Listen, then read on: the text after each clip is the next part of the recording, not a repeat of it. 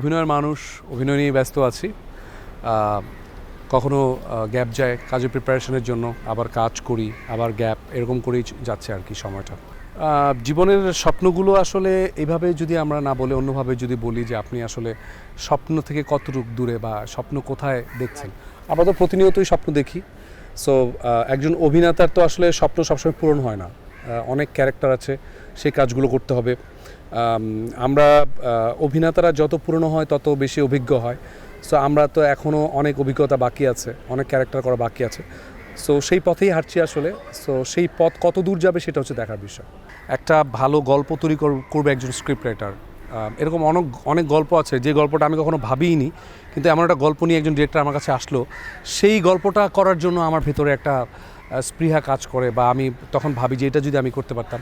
তো এই ধরনের আমাদের পরিচালকরা যত নিত্য নতুন স্ক্রিপ্ট বা গল্প নিয়ে ভাববে, ওইটাই তখন আমার একটা স্বপ্নের রূপ হবে যখন আমি ওই ক্যারেক্টারটা করব।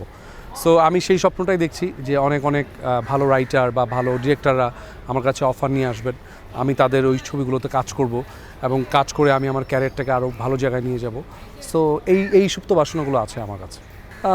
আমি যেই মাধ্যমটাতে কাজ করি, এই মাধ্যমটার এক একটা ধাপ হচ্ছে একসময় অভিনয় যারা করে তারা তো আসলে কখনো কখনো কেউ পরিচালক হন, কেউ প্রযোজক হন, কিন্তু প্রযোজক হওয়ার মতো বা প্রডিউসার হওয়ার মানে ডিরেক্টর হওয়ার মতো এখনও সেই জায়গাটাতে আমি এসে এখনও পৌঁছাইনি। আমার অভিনয়টাই আসলে অনেক দূর বাকি আছে এখনও। সো আগে ওই জায়গাটা, ওই স্টেপে যাব, তারপর আস্তে আস্তে ওইগুলো নিয়ে চিন্তা করবো।